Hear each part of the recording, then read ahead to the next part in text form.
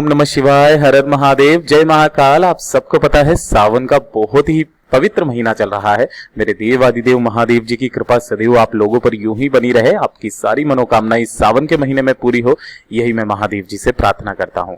देखिए, गुरुदेव हमेशा अपनी कथाओं में कुछ न कुछ नए उपाय हमेशा बताते हैं जो कि घर की सुख शांति समृद्धि और साथ ही साथ आपके भविष्य के लिए बहुत ज्यादा अच्छे होते हैं। अगर आपके घर में सुख शांति समृद्धि नहीं है, छोटी छोटी सी बातों पर लड़ाई हो जाती है, या फिर कुछ भी अच्छा नहीं हो रहा है, घर में धन नहीं बढ़ रहा है, संपदा नहीं बढ़ रही है, परिवार में कुछ अगर अच्छा नहीं हो रहा है, तो आप केवल अपने परिवार के लिए एक छोटा सा उपाय जरूर कीजिएगा।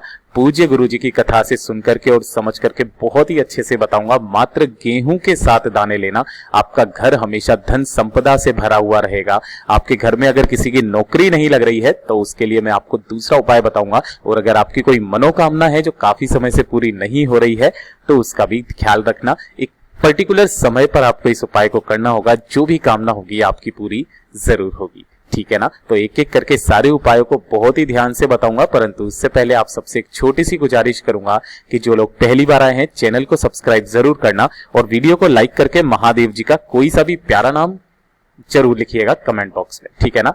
पूरे वीडियो के अंदर हम लोग 3 महा उपाय के बारे में बात करेंगे। सबसे पहले वाले उपाय को ध्यान से सुनना, समझने की कोशिश करना।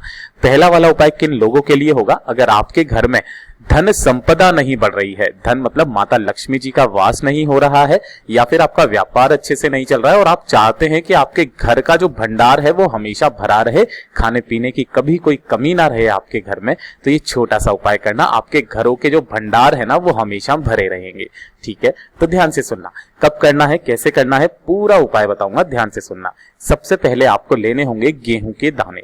अब जैसा कि आपको वहां पर थंबनेल में बताया था 7 गेहूं के दाने लेने हैं, लेकिन ध्यान रखना उनमें से कोई सा भी दाना खंडित नहीं होना चाहिए, टूटा फूटा नहीं रहना चाहिए। गेहूं के दाने जनरली आपको अपने घर में जरूर मिल जाएंगे, ठीक है। अब अगर आपके घर में जौ नहीं है तो आप जौ मार्केट से लेकर के आ सकते हैं। जौ आपको थोड़ी सी चुटकी भर चाहिए, गुरुदेव ने कोई संख्या फिक्स नहीं बताई है कि आपको कितनी चाहिए, ठीक है। चुटकी भर जौ ले लेना, चाहे आप उसमें 10 दाने, 15 दाने, 20 दाने जो भी आ जाए, थोड़ी सी जौ ले लेना, है ना। और साथ ही ले लेना दीपक। अब भैया दीपक कितने तैयार करने हैं वो ध्यान से सुनना। आपको दीपक यहां पर 2 तैयार करने हैं। दोनों के अंदर लगानी होगी आपको गोल बत्ती, यहां लिख देता हूं, गोल बाती लगाना। और साथ ही साथ इसके अंदर जो भरोगे वो भरोगे गाय माता का घी, है ना, गाय का घी। ऐसे 2 दीपक तैयार कर लेना। अब आपको जिस भी दिन इस उपाय को करना है ना, किसी भी दिन कर सकते हो, बुधवार, गुरुवार, शुक्रवार, जिस दिन भी आप करना चाहो उस दिन से आप कर लेना, लेकिन हर हफ्ते आपको ये वाला उपाय जरूर करना होगा, ठीक है ना। और हर हफ्ते अगर आप ना कर पाओ तो कम से कम महीने में एक बार कोई ऐसा दिन फिक्स कर लीजिए। गुरुदेव ने जैसा बताया कि या तो प्रदोष के दिन कर लो आप, या एकादशी के दिन कर लो आप। ये वाला जो उपाय होगा ये आपकी घर की धन संपदा से संबंधित है, ठीक है। तो आपने 2 दीपक तैयार कर लिए। अब देखिए ध्यान से, आपको करना क्या होगा। सबसे पहले जो एक दीपक आपको उठाना है, जब आप मंदिर में जाएं पूजा करने के लिए, उपाय करने के लिए, उससे पहले आपको एक दीपक अपने घर के मंदिर में जला करके जाना होगा, अपनी कामना कह करके, ठीक है ना। कि घर में धन संपदा नहीं बढ़ रही है, भगवान कुछ ऐसा कीजिए घर में धन संपदा की कभी कमी ना हो और साथ ही साथ घर के भंडार हमेशा भरा रहे, ठीक है। ऐसी कामना करना और बाकी का सारा सामान लेकर के आप पहुंच जाना महादेव जी के मंदिर शिवलिंग के पास में, ठीक है। अब जैसे ही आप यहां पर पहुंचेंगे ना तो ध्यान से सुनिएगा, उत्तर दिशा की तरफ आपको मुंह करके खड़ा हो जाना है। आपको जो भी पूजा अर्चना करनी है ना महादेव जी के साथ में वो आप कर लीजिए। आपको कुछ भी चढ़ाना है, जल दूध वगैरह जो आपको करना है वो आप कर लीजिए, कोई दिक्कत नहीं है, है ना। अब ध्यान से सुनना, जो बाकी का जो उपाय आपको करना है ना वो देखिए कैसे करना होगा। अब आपके पास में है 7 गेहूं के दाने और थोड़े से जौ के दाने, ठीक है। तो देखिए ध्यान से, जो दूसरा वाला जो आपका दीपक है ना, उस दूसरे वाले दीपक को आपको जलाना होगा। जो शिवालय की चारों तरफ एक इस तरीके से मेड़ बनी हुई रहती है, चौखट, है ना, तो उस चौखट पर आपको दूसरा दीपक लगाना है, ठीक है। उसके बाद में आपको अपनी कामना कह करके जो जौ के दाने हैं, है ना, अपने दाहिने हाथ में पकड़ना और अपनी कामना कह करके महादेव जी की शिवलिंग के ठीक ऊपर आपको समर्पित कर देना है। यहां पर क्या करना है, जौ के दाने, ये चीज ध्यान रखना, यहां लिख देता हूं। जौ के दाने यहां समर्पित करना है। और जो 7 गेहूं के दाने हैं ना, उन 7 गेहूं के दानों को आपको अपनी कामना कहते हुए महादेव जी की शिवलिंग के ऊपर जो ये मटकी होती है ना, जहां पर महादेव जी की 5 कन्याओं का निवास होता है, जया, विषहरा, श्यामली वाली, धोत्री एंड देव, है ना, आपको इस वाले कलश में यहां पर डाल देना है 7 गेहूं के दाने अपनी कामना कहते हुए। ठीक है, ऐसा करने के बाद में आपको जो भी जल अर्पित करना है वो आप कर लीजिए। उपाय आपका यहां पर पूरा हो चुका है। लेकिन अब ध्यान से सुनिएगा, जब आप अपने घर के तरफ वापस आने लगो तो वापस आते समय शिवलिंग पर जो आपने जौ समर्पित करी थी उनमें से 1 या 2 दाने, जितने दाने हो सके 1 या 2 दाने आपको उठा करके लाना है और अपने घर में, जिसमें से जैसे कि आप खाना बनाते हो तो आटा लेते हो ना, तो आटे वाला जो डिब्बा होता है ना, उस आटे वाले डिब्बे में ये 2 दाने डाल देना है।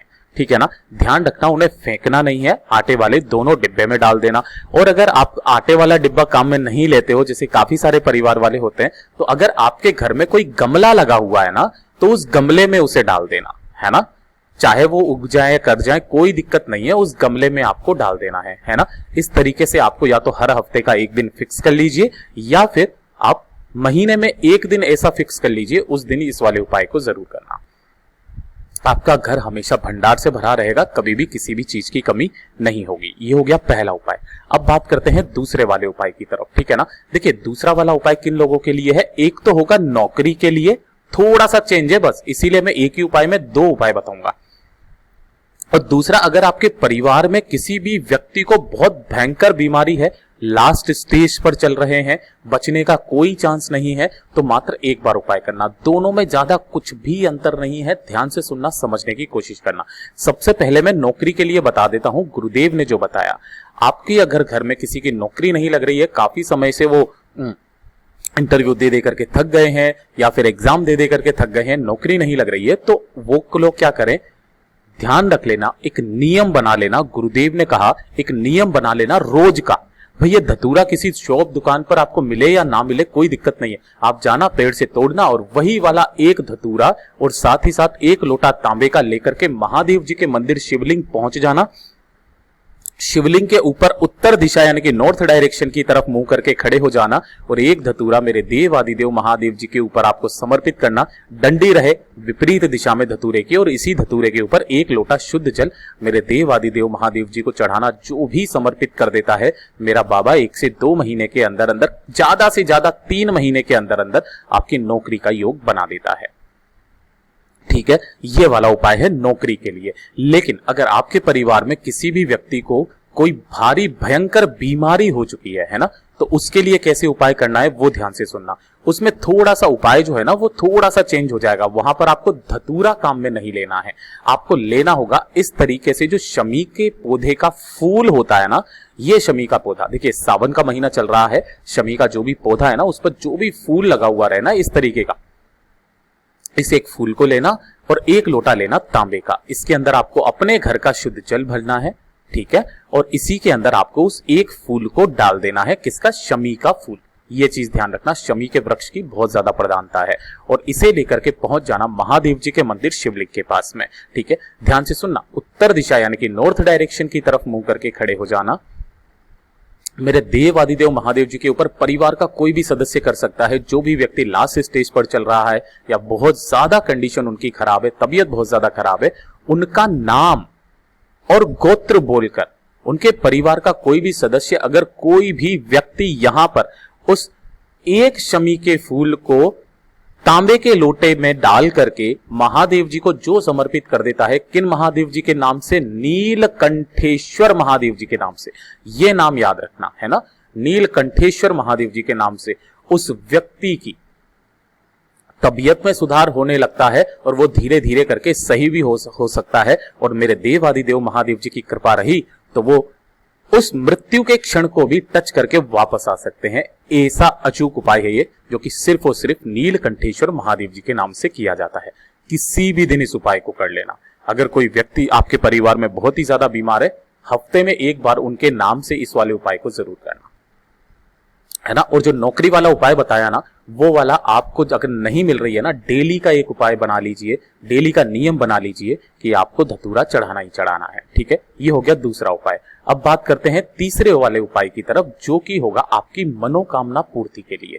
ठीक है ना, अगर आपकी कोई मनोकामना है जो काफी समय से पूरी नहीं हो रही है ना, तो ये छोटा सा उपाय करना, हफ्ते में एक बार इस उपाय को करना होगा।